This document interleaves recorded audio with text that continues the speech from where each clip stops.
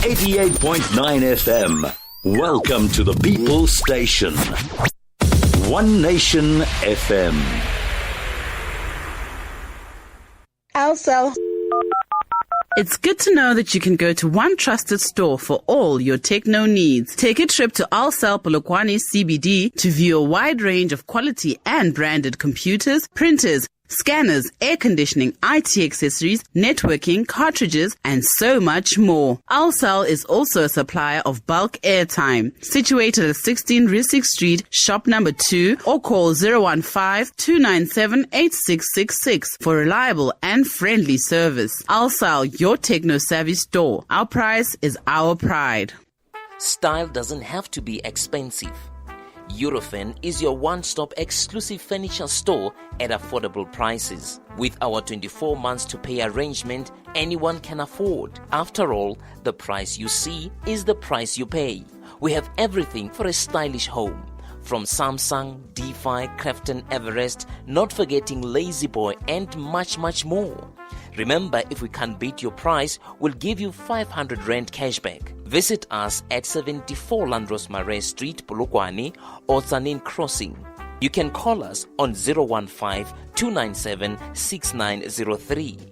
Eurofin, exclusive furniture at the cheapest prices guaranteed. 88.9. Welcome to the People's Station. One Nation FM. Kids these days are smart, and when you're competing for their attention against their smartphones, you need to make smart choices, like using Sunfoil triple refined pure sunflower oil in every meal you make.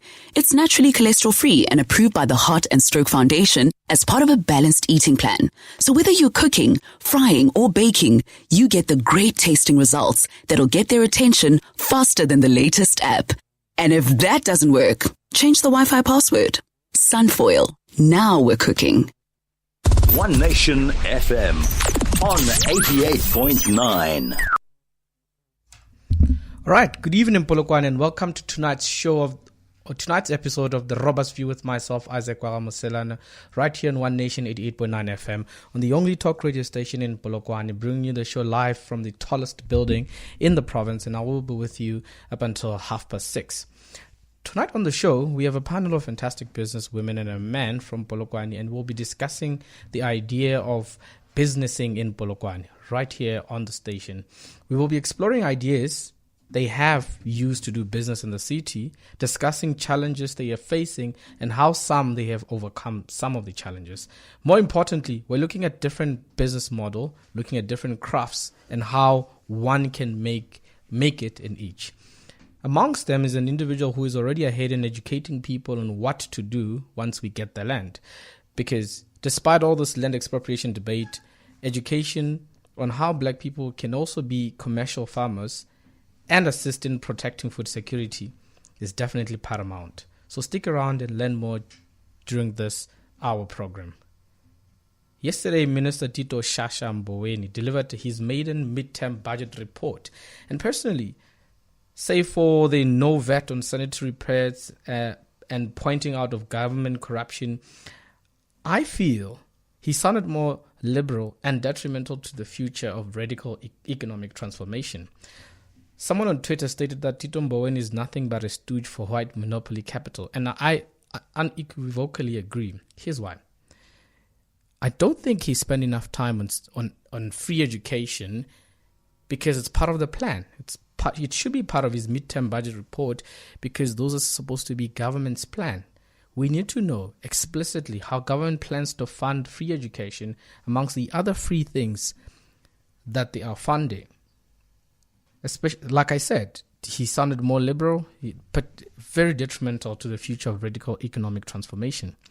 Secondly, I didn't hear more on youth employment. It's as if government does not realize how bad unemployment is in this country. And it's as if perhaps it's just part of statistics. They're like part of the things that must happen in the country. We must have bad economy, fuel increase, and young people must be unemployment. That's fine. Because so far, I hear nothing from his speech. I hear nothing from the president. I hear nothing from Minister of Small Enterprise. I hear nothing from the MECs. You hear nothing. It seems this whole youth unemployment, which at this point in time is at around 70%, to them is not that bad. So I needed to hear more than on that. I needed to hear more on skills development. You see, most of the time you hear people celebrating Batubarabab, they've passed matric, they've done well, they've become academics, they celebrate people with PhDs. But none of those things, to be honest, and according to me, and this is my opinion, really develop the economy. Having a bunch of researchers around and academics, yes, I'm an academic myself, it does not grow the economy whatsoever. You still need artisans. You still need people with skills to assist the economy. You know, countries like Germany and India, they prioritize on that industry of artisans and people using their hands to develop the economy. And you don't hear that. You hear somebody from the minister. You hear somebody who's trying to protect investments, office jobs and work and whatever, and nothing on skills development. Even in Polokwane, even in our city, when you have the mayor speaking on the state of the city address, you hear nothing on developing young people's skills. Just saying, okay, we're taking young people to FET or TVET college as they are now known, is not the solution, right? How are you helping small business enterprises? How is the government strongly participating in that field? We have a minister, but in my entire life, I've never heard the minister say anything. I've never seen the minister come and lie, say something, show that indeed you are thinking about young women and men in the country that are fending for themselves. And you don't hear that in the midterm budget report. So you wonder if it's anyway in government's plans. Fourthly, nothing on attracting investment programs targeting individuals in communities. Nothing. You hear nothing that speaks to that common man. All you hear is about this ESCOM parastatals that keep on costing the country money. You don't hear more about what is happening. You don't hear more on the common man. You don't hear what government's plans, the fiscus plans to benefit the common man. And these are the things that we needed to hear more from our minister. Fine, he talked about municipality officials should be punished, blah, blah, blah. In fact, he was close to instructing Begicele to find Senzo's killers. But we all know he has no authority to command most of the things he spoke about because the president does all of that, which led me to believe that that the minister's yesterday's speech was dedicated to two people or two entities. The first one, according to me, the minister's speech, midterm budget, was dedicated to two people. One of them, his Twitter followers. That speech had nothing to do with the man on the ground, but trying to respond and please both so-called blacks who listen to talk radio and blacks currently hooting the EFF spirit. Nothing about the common man. The second entity, the EFF itself. Tito and Mr. Send-Me, president of the country, know that the EFF are a force to reckon with. They know that Johannesburg is in the hands of Mashaba because the then clever blacks who voted for the DA, not because of its policy, but because they wanted change, are currently loudmouths on Twitter, now have found a new home with the EFF. And to underestimate them is to swim in the very same pool of naive and condescending as Pax Tau did. So those two are trying to win them hard by appealing to them in terms of language, character, and promises. I promise you next week I'll have more in-depth analysis and talk and engagement on the midterm budget speech as we unpack what the actual truth is and the intentions around it and decipher a way forward. This is the Robber's View, and no stone shall be left unturned. We'll invite you to talk to us in studio by calling us on 011-8880-2434 or send us a WhatsApp text on 072-081-7974. That's 011-8880-2434 or send us a WhatsApp text on 072-081-7974. My guests are ready. We are ready. Hope you are ready. We're going to an ad break, and when we come back, we start with the conversation. Businessing in Polokwane. I know somebody utomile utsuri red pen, or there's no such thing as businessing in Polokwane, but that's the whole point of the conversation. This has nothing to do with textbook knowledge. by all the crafts that you need to do in the business world. You're listening to One Nation FM. Style doesn't have to be expensive. Eurofin is your one-stop exclusive furniture store at affordable prices. With our 24 months to pay arrangement, anyone can afford. After all, the price you see is the price you pay. We have everything for a stylish home. From Samsung, DeFi, Crafton, Everest, not forgetting Lazy Boy and much, much more. Remember, if we can't beat your price, we'll give you 500 Rand cashback. Visit us at 74 Landros Mare Street, Polokwane or Tsanin Crossing. You can call us on 015-297-6903. Eurofin, exclusive furniture at the cheapest prices guaranteed. 88.9. Welcome to the People's Station. One Nation FM. Ke nako yela ya ngwaga ya go reka ka bontši go itukišetša Christmas lena di society di club di stokfele le mang kapa mang e tlang A1 Supermarket Divini Street Polokwane di poreisi tša rena e sale tšone tšela tša mehleng thieletšang molaetša wa bohlokwa show A1 Supermarket e ka se ye felo ebile e ka se tsoge e tswaletšwe mabarebare ao le a kulego a gore A1 ya tswalelwa ke maka a matalatala setšhaba lokologang le reke ka go iketla A1 Supermarket ga e felo re tla le tlhankela ka botshepegi metla yotlhe A1 Supermarket khona Divination Jubet Street mo Polokwane. Simply the best. One Nation FM broadcasting all across Polokwane City on 88.9. All right. Time is just 20 minutes before 6 o'clock. You're live on the Robert's View. Okay.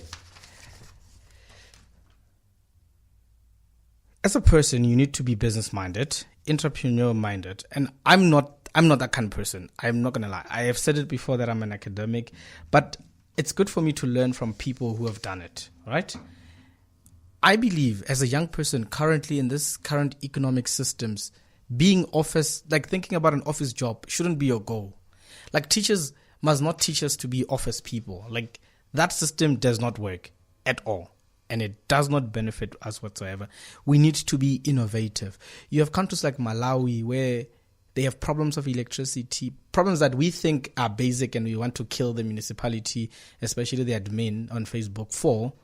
But to them, they are everyday serious problems. But you've got young people coming up with ideas to assist the government. So we need that innovative mindset in our country and that business orientated. So to talk more on this, because I'm not an expert, I've got three fantastic people in studio and one that will be phoning.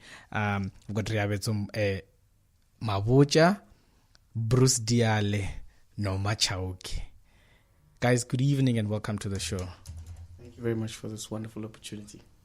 Good evening, how are you? Yeah. Let me start with Riabet. Tell us about you. Tell us about a person. Because you know what?